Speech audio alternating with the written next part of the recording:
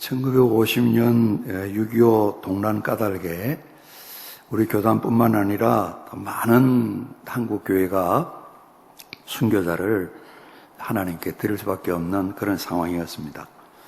예수 믿는 한 가지 이유 때문에 정말 많은 어려움을 겪으면서 두암교회뿐만 아니라 많은 우리 성결교회 또 장로교, 감리교회들이 순교의 또 많은 열매를 하나님께 봉헌케 되었습니다. 10월 달에 이제 두암교회는 있었던 일인데, 같은 10월 달에 우리가 많이 들은 문중경 전사님은 정도에서 순교를 당하셨습니다. 앞서 이제 7월 달에 하리교회 임광호 전도사님 순교를 당하시기도 하고, 그 앞서 8월 달에는 공산당들이 이제 내려왔다가 이제 많은 우리 교단 지도자들, 총회장 또 학장 출신 지도자들 7분을 납부해 가는 그런 일이 있었습니다. 두암교회보다 조금 빠르게 9월 달은 우리 가까운 병촌교회, 바로 가까이 병촌교회는 성도 66명이 같이 순교를 당하고 매장당하는 그런 일이 있었습니다. 예수 믿는 이 이유 때문에 참 6.25 전쟁으로 말미암아 비극적인 일들이 많은데요.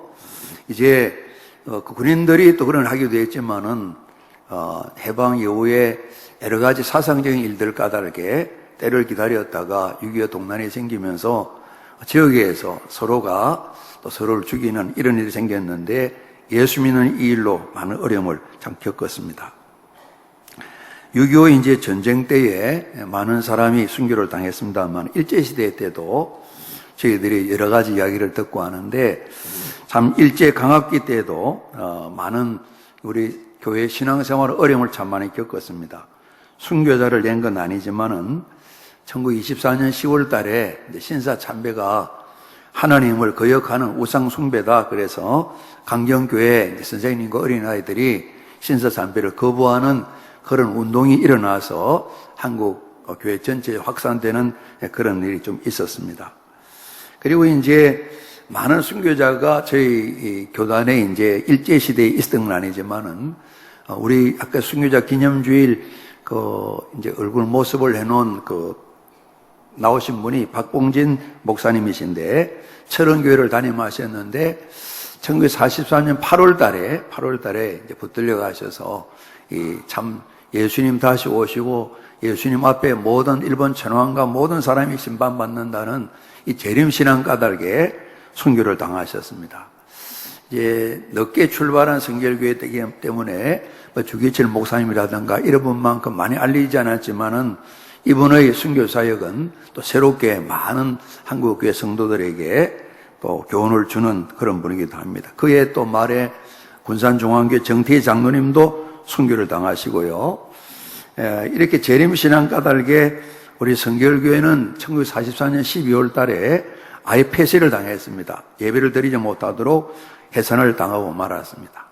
오늘 예수님께서 나를 섬기려면 나를 따르라 말씀했는데, 예수를 구주로 믿는 이 믿음 고백 까닭에, 예수를 믿고 주님을 섬기는 일 까닭에 정말 많은 이 땅에 우리 선배 그리스도인들이 정말 생명을 잃게 된, 순교의 제물이 된 그런 역사가 이 땅에 있게 되었습니다. 특별히 우리 교단, 모든 교회가 다 믿는 거지만은 다시 오실 재림신앙에 대해서 예수님 오셔서 모든 세상 만민을 심판하신다는 일 까닭에 많은 어려움을 많이 겪고, 말씀드린 것처럼 교단이 한 1년 반 폐쇄되었다가 해방이 되면서 다시 재건이 되곤 했습니다.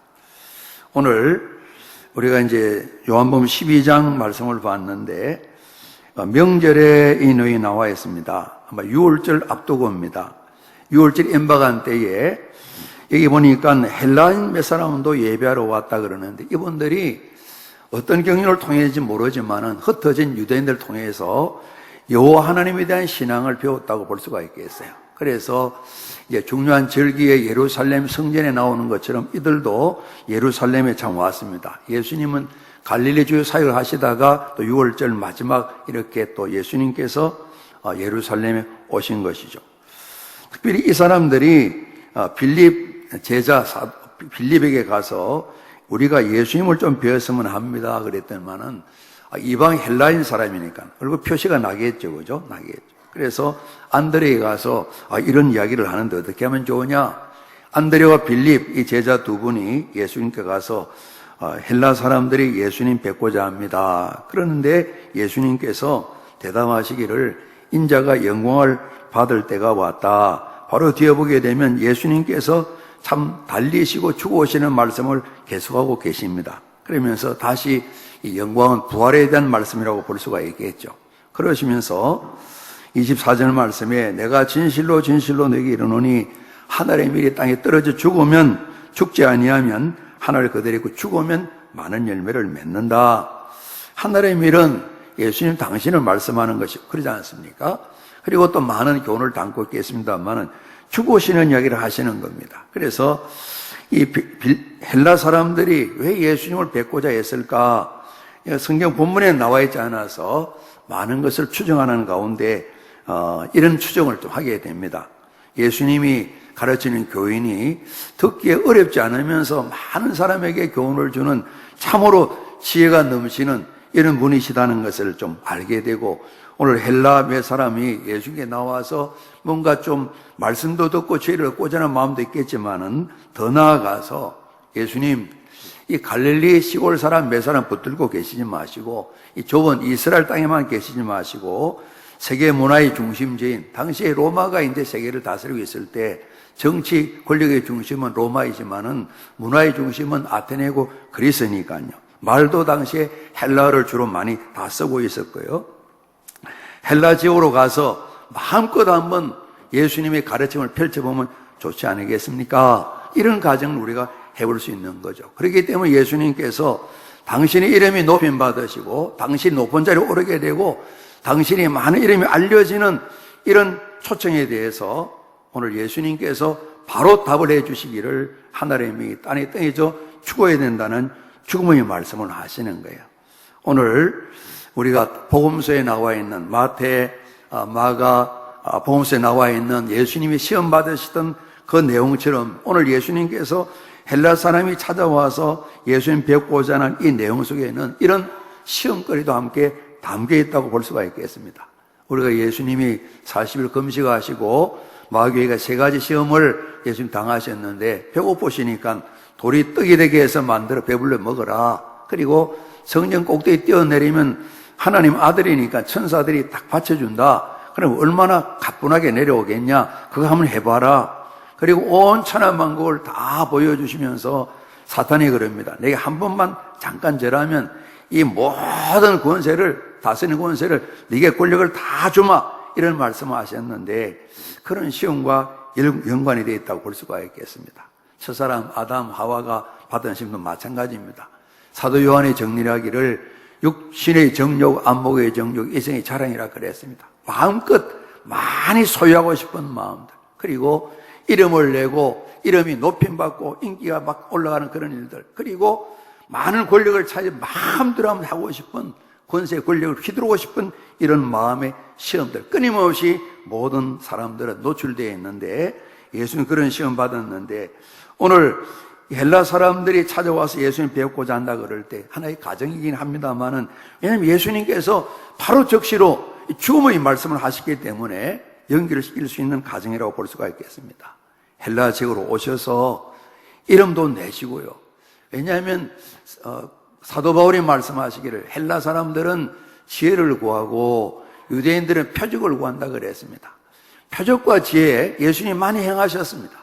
그러나 중요한 것은 지혜를 통해서 믿음을 갖고 표적을 보여주고 예수 믿게 만드셔서 사람을 구원코자 하는 일인데 헬라에는 끊임없이 이런 지혜를 참 구했습니다. 그래서 모여서 새로운 이야기가 없을까 그런 이야기를 늘 나누는 내용이 사도행전에도 기록되어 있고 바울도 그 이야기함 참여했던 아데네에서의 사역의 내용이 좀 기록된 걸 보게 됩니다.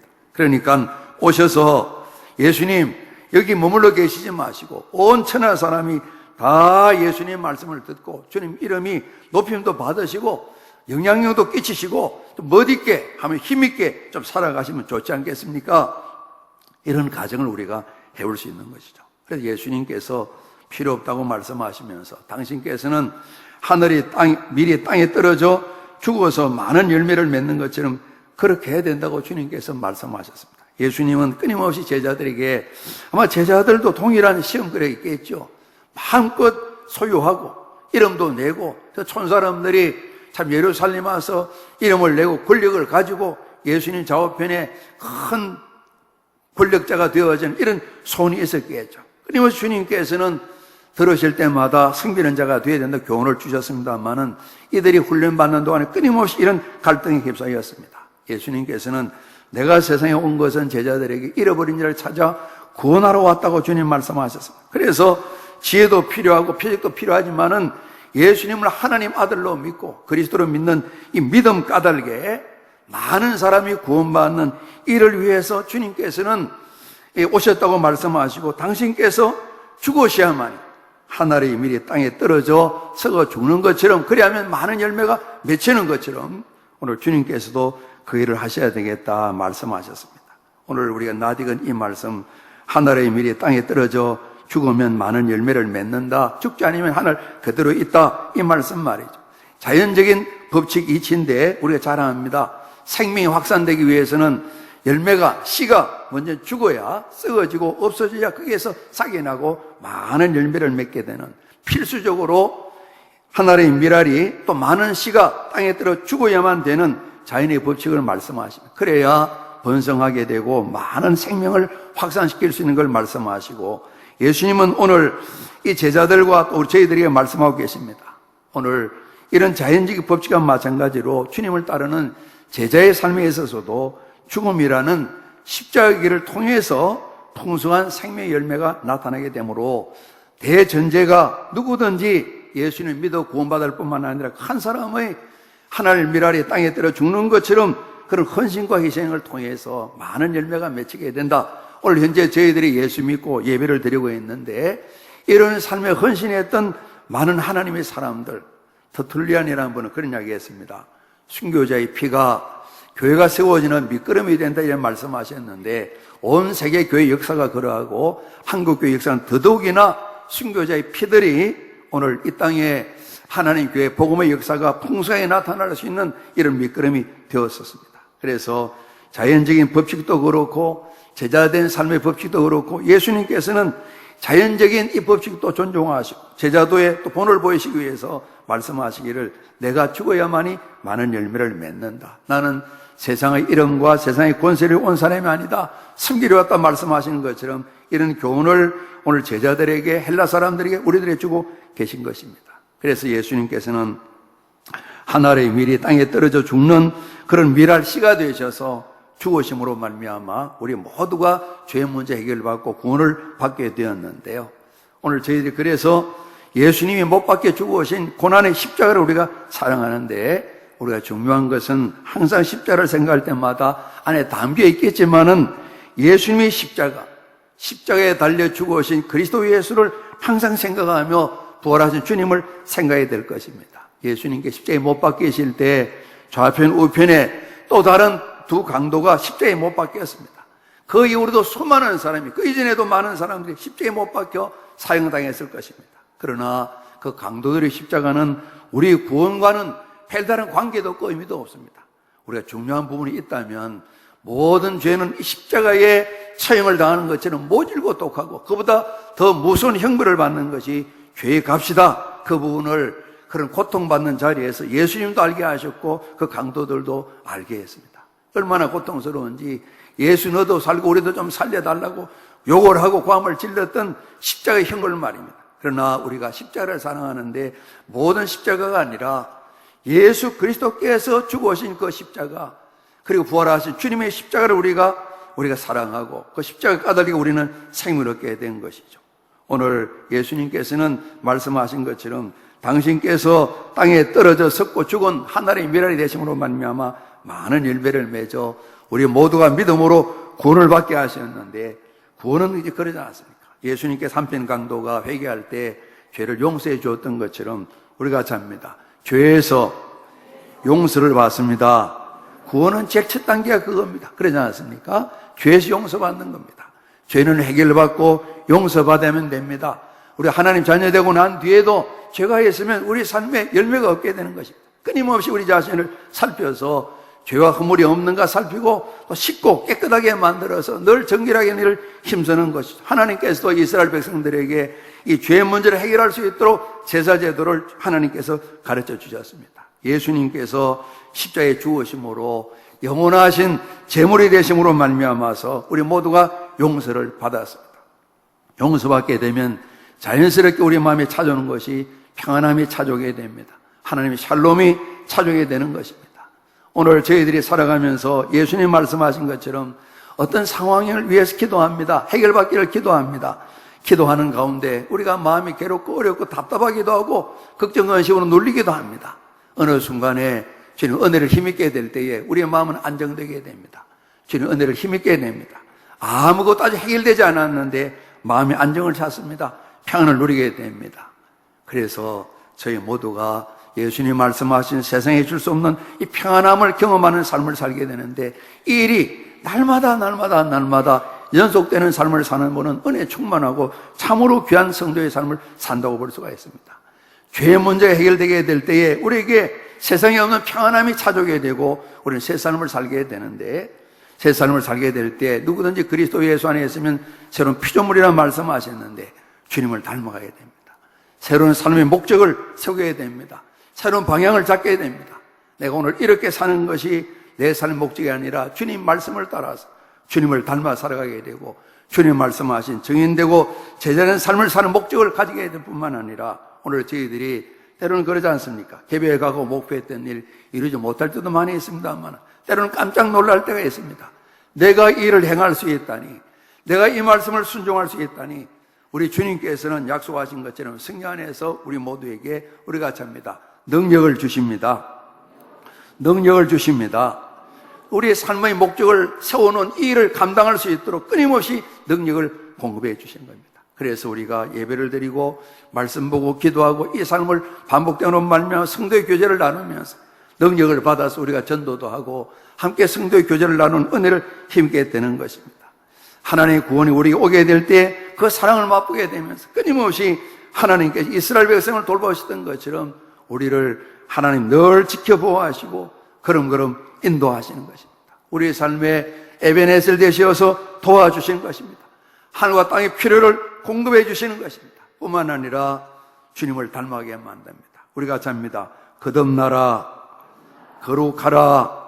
중생한 연후에 구원받은 저희들이 주님을 닮아갈 수 끊임없이 성결의 은혜를 베풀어 주시어서 주님을 닮아가도록 다듬어가시고 때로는 우리가 나름대로 성장하다가 멈추기도 하고 뒷걸음치기도 하고 또다시 우리를 붙드셔서 끊임없이 평생을 주님을 닮아갈 수 있는 그리스도인으로 우리를 세워가신다는 말씀이죠. 이 구원을 주시고 주님 말씀하십니다. 너희들이 제자되고 모든 세상 민족들을 제자 삼으라 말씀하셨습니다.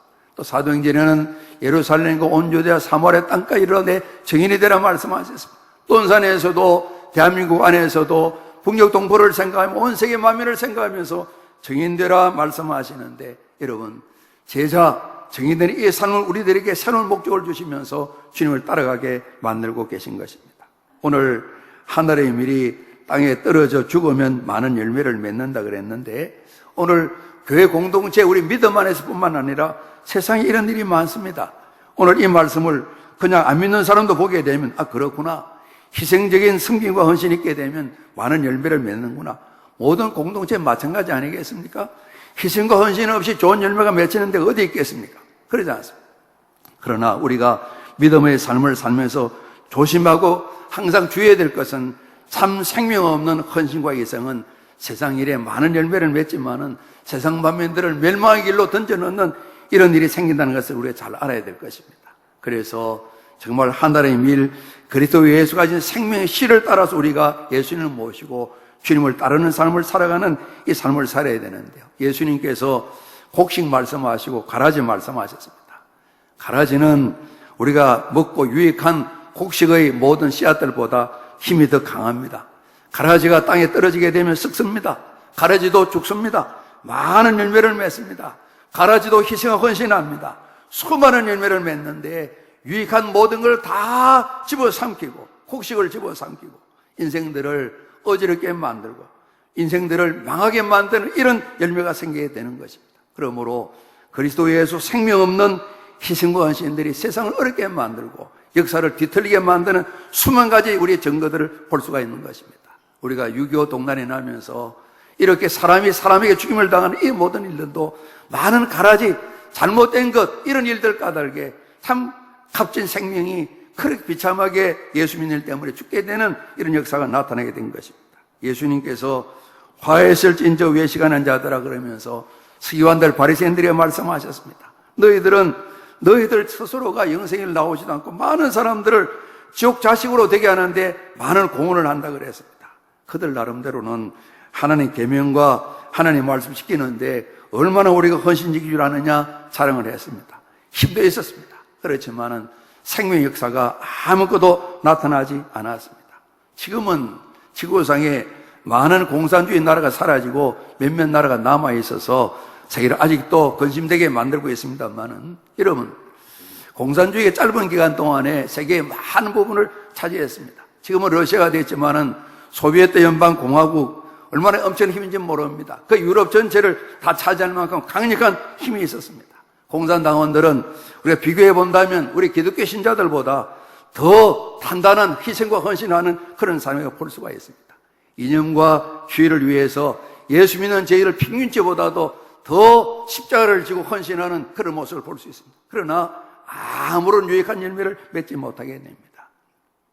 소련 연방이 아직 살아있게 될 때에 한 미국의 대학생들이 소련을 방문했는데 이제 이 소련 대학생들이 그런 이야기를 했답니다. 기독교가 2000년 동안 이뤄놓았던 많은 열매들을 오늘 우리 공산당들은 소비에트 연방공화국 50년 만에 이루었다고 이야기를 했답니다.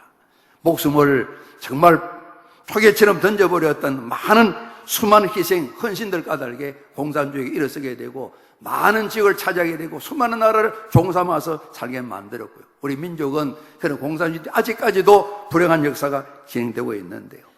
희생과 헌신이 필요합니다만은 그리스도 예수 생명 없는 희생과 헌신이 수많은 인생들을 망하게 만들고 인격을 말살시키게 만들고 사람답지 살게 못하게 만들고 수많은 사람을 생명을 함부로 다 죽여버리는 이런 일들이 수없이 역사 속에 우리가 사는 동시대에 일어났던 우리가 알 수가 있습니다. 우리가 종교적으로 신앙적으로 좀 들어와 보게 되면 우리나라에도 말이죠. 이제 짧은 역사 가운데 전도관, 우리 천부교, 박대선 전도관, 통일교, 여호와의 정인은 좀 수입품입니다. 그리고 최근에 신천지, 하나님의 교회, 그들의 헌신과 희생은 예수님께서 하늘의 미리 땅에 떨어져 죽으면 그랬는데 오늘 그리스도인들이 주님을 위해 헌신과 희생하는 것보다 훨씬 더 강력한 헌신과 희생이 있습니다. 그래서 많은 열매를 맺었습니다. 그러나 수많은 가정, 모든 가정들을 망하게 만들고 결국은 모두를 지옥 백성 되게 만드는 그런 일이 있다는 말씀이죠. 그래서 희생과 헌신에 대한 교훈이 담겨 있지만은 그리스도 예수 안에서 이루어지는 하늘의 밀, 그리스도 예수를 담는 참 생명이 있는 희생과 헌신이 없이는 사람들에게 유익을 주는 것이 아니라 수많은 사람 어렵게 만드는 그런 일들이 오늘도 도처에서 각 나라마다 일어날 수 있는 것입니다. 대학 시절에 저희들 때는 이념 습관이 굉장히 많았습니다. 그래서 제 경험은 그렇습니다. 대학에 들어가서 누구를 만나고 뭘 배우냐에 따라서 수십 년 동안 생각이 흐트러지지 않는 그런 걸 보게 됩니다.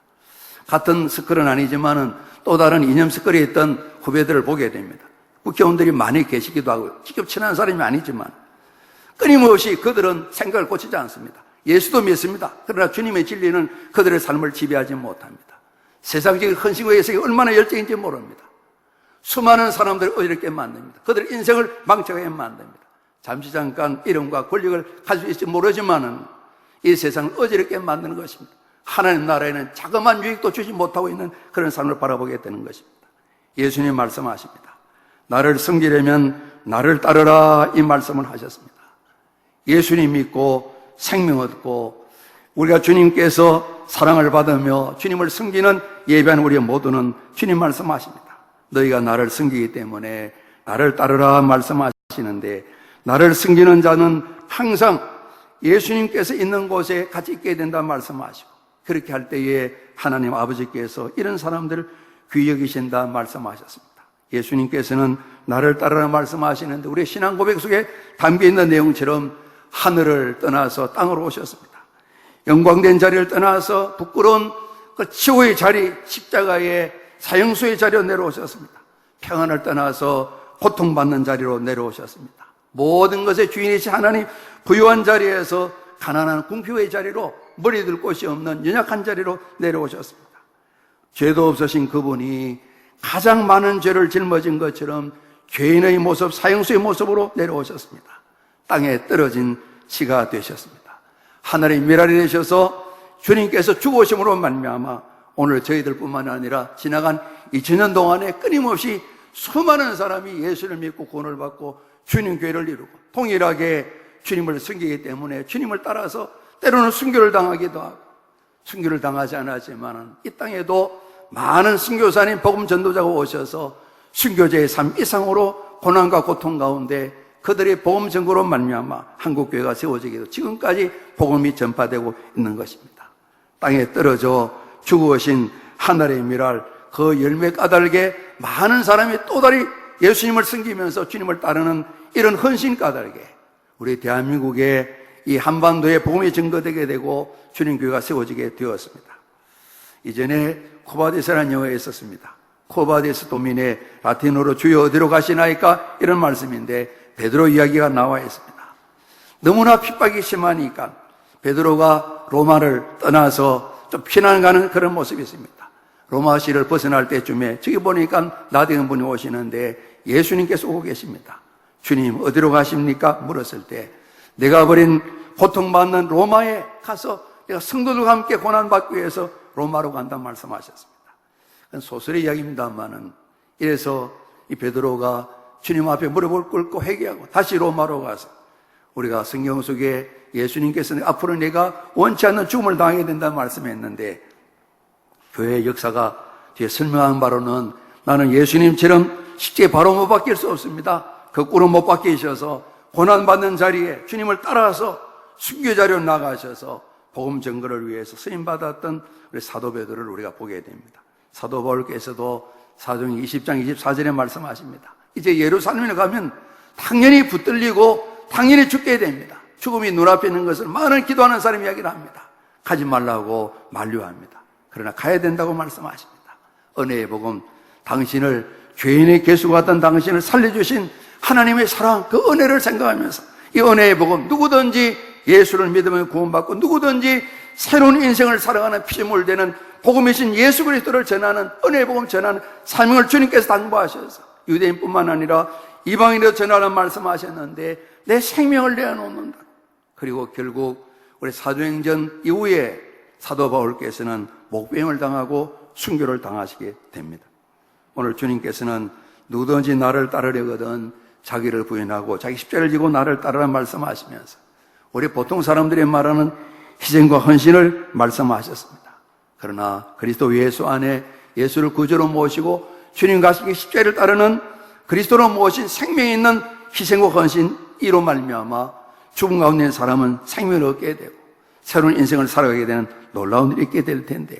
오늘 저희들에게 우리 자신을 부인해라, 자기 십자가를 지고 나를 따르라 말씀하시는데, 오늘 나를 승리하는 자는 나를 따라야 된다 말씀하시는데 주님께서 이렇게 주님 앞으로 오라고 말씀하고 계십니다. 오늘 저희들이 살아가면서 정말 주님을 따르는 일이 쉬운 일은 아닙니다만, 그러나 순교자 기념주일날 다시 한번 마음이 쓰게 됩니다. 혹 이런 일이 있을 수도 있겠죠. 예수님께 어느 날 한 부자 청년이 찾아왔습니다. 영생을 물었습니다. 예수님이 질문하셨습니다. 성경에 어떻게 나와 있느냐? 예, 계명을 잘 지키면 됩니다. 그래, 계명을 지키면 되겠구나.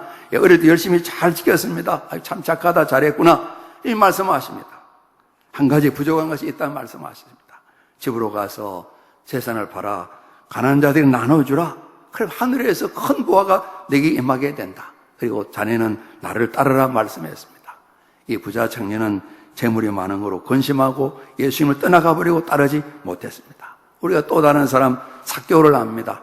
죄인이라 손가락질 받고 키도 작은 열등감이 많은 이분이었습니다만은 정말 자기 같은 사람을 사랑하고 만나주시는 예수님에 대한 고대하는 마음을 가지고 여리고성에 찾아온 예수님을 만나기 위해서 애를 써다가 돌감람나무에 올라가서 예수님을 만나게 됩니다.